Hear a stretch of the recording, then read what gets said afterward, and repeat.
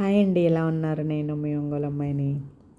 ఇక్కడ చూడండి, ఈరోజు అసలు స్పెషల్ వీడియో ఏంటి అంటే, ఉగాది నుంచి శ్రీరామనవమి వరకు నవరాత్రులు చేస్తారంట.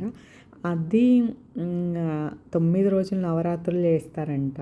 9 రోజులు నవరాత్రులు అంటే మనకి సౌత్ ఇండియన్స్ వైపు మనం ఉగాది జరుపుకుంటాం, శ్రీరామనవమి జరుపుకుంటాం అంతే. ఈ మధ్యలో అసలు ఇంకేం సెలబ్రేట్ చెయ్యము.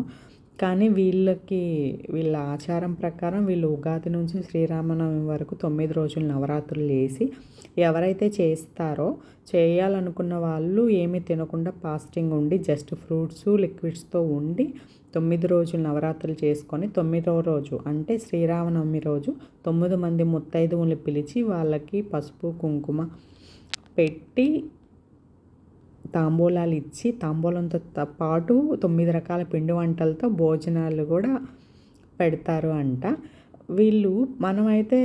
మనం సౌత్ ఇండియన్స్ ఓన్లీ పసుపే పూస్తాం కాళ్ళకి, వీళ్ళు పసుపుతో పాటు పారాన్ని కూడా పూసారు. నాకు పారాన్ని చూసే నా పెళ్లి రోజులు గుర్తొచ్చాయి. ఇంకా పిండి వంటలు అంటే 9 రకాల పిండి వంటలు. 9 రకాల్లో కూడా వాళ్ళవి మనం మామూలుగా వడలని పొంగలని చేస్తాం కదా, వీళ్ళు పూరీలు బియ్యంతో పాయసము అవి చేశారు. చాలా టేస్టీ ఉన్నాయి. నాకు కొంచెం కొత్తగా కూడా అనిపించింది, అంటే కొత్త టేస్ట్ అన్నట్లు అనిపించింది, కానీ బాగా అనిపించింది.